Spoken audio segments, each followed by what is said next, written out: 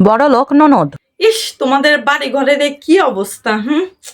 যাই হোক, আমি তো একবেলার জন্যই আইছি। কি অবস্থা করে রাখিস এইগুলো! এইভাবে এখানে বাস করা যায় নাকি? বুঝি না, সব কি নোংরা। কোথায় বসবো? না, এই জায়গায় বসবো না, দাঁড়াই থাকি।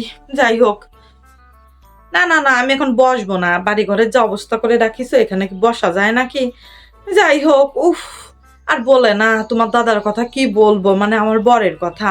আমার একটু ঘাড়ে ব্যথা হয়েছে, সাথে সাথে 2-3 জন লোক ডেকে নিয়েছে আমার ঘাড় মালিশ করে দেওয়ার জন্য। সেই দিন হচ্ছে আমার একটু মাজা ব্যথা শুনে দৌড়তে দৌড়তে চলে আইছে যে কি ব্যাপার, আমার বউটার কি আছে, আমার যে এত যত্ন করে, তা কি বলবো, তা ঘর বাড়ির যে অবস্থা। যাই হোক, মা কোথায়? মাকে একটু ডাক দাও, আমার মার সাথে কিছু কথা আছে। মাকে আমি একটু আমার সাথে 2 দিন নিয়ে যাব, তারপর আবার রেখে যাব। হ্যাঁ, মাকে একটু মানে একটু জামা কাপড় গুছায় দাও। আবার ও নোংরা জামা কাপড় কিন্তু দিবা না। আমার বাড়ি থাকতে গেলে আমার মতন ক্লাস মেনটেন করে চলতে হবে। হ্যাঁ, শোনো কি বলি, দাদা আসলে দাদাকে বলবা যে আমি আইছিলাম, আমি বলেছি এরকম পরিবেশের ভিতর আমার মাকে রাখলে তো মা একদম অসুস্থ হয়ে যাবে।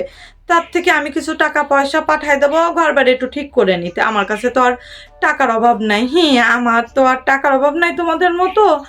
আর কি বলবো, যাই হোক, আমার দাদারও অভাব ছিল না, কিন্তু তোমার মতন মেয়েকে এনে তো অভাব শুরু হয়েছে। যাই হোক, এত কথা বলতে ভালো লাগতেছে না। আর ওই ব্যাগে দেখো খাবার নিয়ে আইছি, খাও। ওই সব খাবার তো তোমরা কখনো চোখেও দেখোনি, খেয়ে দেখো। হ্যাঁ, ও কিভাবে চোখে দেখবে এত দামি দামি খাবার। যাই হোক, মাকে রেডি করে দাও, আমি বাইরে আমার গাড়িতে অপেক্ষা করতেছি।